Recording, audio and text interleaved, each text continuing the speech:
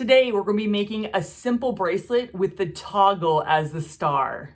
What's going on, my fellow jewelers? Bracelets, bracelets, bracelets. I love them. I think they're cute, but sometimes they're really simple and I want to add a little bit of like pop or cuteness to it. And so I make the toggle, or I make the clasp extra cute, that it kind of makes it the star. And so today I have this key lock that looks really cute and I'm really excited to do it. So before I get started teaching you how to make this gorgeous bracelet, make sure you subscribe my channel if you haven't already, but let's dive right in right now. All right, pretty simple, pretty basic. I'm gonna be using a wire to string my beads. It's a 0.45 millimeter gauge.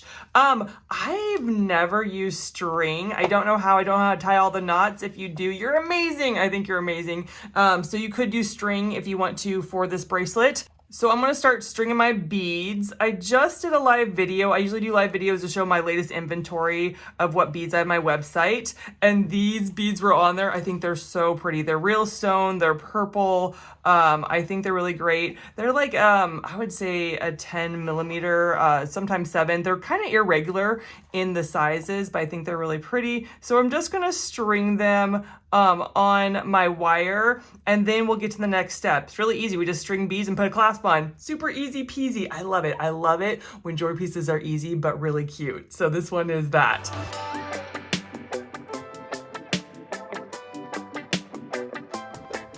Okay, so putting my last bead on, it really easy, just takes a little bit of time to string. Now with the toggle, like let's talk about the toggle. So you need the bracelet to be a little extra long, not much, but just maybe a little extra long, because you need it to be able to pull through and then go back in, right? And so if it's too short, it can't, like with the clasp, you just go click and it's in there, but with the toggle, you kind of need to push it through and have a little bit of room to pull it and then put it back, okay? So just a little tip for you. I am going to put on a clamshell today.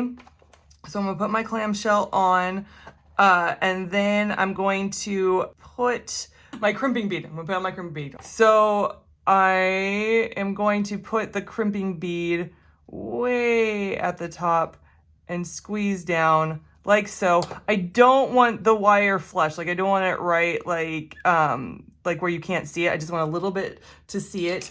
And then I am so just regiment about putting some super glue on there. Again, this super glue is gel. It's not liquid. Liquid just kind of falls through.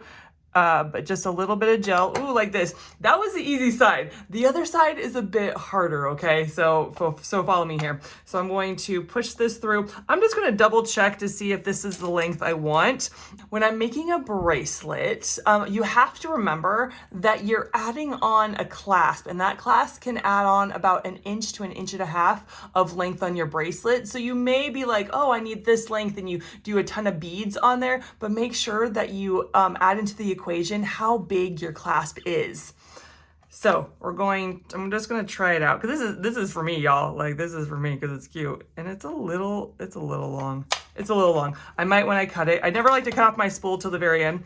I think I'm going to take off 1 or 2 beads. Here is the more tricky part, because I could just do whatever I wanted on that side and it was really easy. I could add in the crimping bead where I wanted. It was just easy. But this is where it gets a little tricky. So you don't want a gap, like you don't want to put your clasp too far up and there's a gap and it moves. You really do want it kind of flush, but not too flush to where it's hard for it to bend. I mean, this is like the Goldilocks, you know, not too much, not too little, just right kind of thing.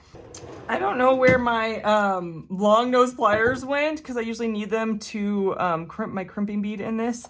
But in this case, I'm gonna use these. This is not for crimping beads, but I am using it today because I don't know where my long nose pliers is. Just, you know, I kind of just roll with it. Ooh, it's working. It's working. Okay, so I need it. There we go. Okay, so I crimped it in there It's not too bad. Yep. Sometimes if you push down too hard, your bracelet won't bend. So make sure that you can bend your bracelet. I'm going to cut off the excess. I'm going to cut pretty far down. I don't want my wire poking out of my clam shell. And then I'm going to put there some super glue. I'm going to close it up. Like so. So excited. It's so easy. I love making easy jewelry. It's so cute. In minutes, you can have a whole jewelry piece. This is one of my favorite things about making jewelry. Okay, so I'm going to take my jump ring. I try to choose a small jump ring. I'm going to take my jump ring. I'm going to open it up. I'm going to put it on one end. The loop, there's a loop on that clamshell. And then see here, you need to put it on, there's a loop on the clasp. Don't put it on this side. You need to put it on that side, okay? And then I'm going to close it up like so. Oh, it's looking so, I love jewelry making. I love it. I love it. It makes me so excited. Doesn't it make you excited? It makes me excited, okay? I'll be excited for you if you're not excited. Okay, I'm gonna get my other jump ring. I'm gonna open it up like so. You just kind of twist your jump ring. Like you don't go like this. You just kind of move it like that. So this has the loop right there in the middle of that key. Oh my goodness, this is the cutest clasp ever. So cute. And that, my fellow jewelers, is how you make a simple, cute bracelet with the toggle as the star. All right, it's the end of my video, and that means I pray for you. That's right. I asked the Lord what I can pray for my viewers about. And today, he wanted me to encourage you to take the risk. Whatever it is, if it's starting a business, if it's starting to sell jewelry, sometimes I get really nervous about selling my jewelry and I just don't want to do it, right? And so you're like, well, what if it's not good enough? What if it breaks? What if all this? Like, you're going to make mistakes. And things are going to happen. And it's not that it's not going to happen. It's how are you going to respond when it does? That's what you need to prepare for. Okay. Can I encourage you in that?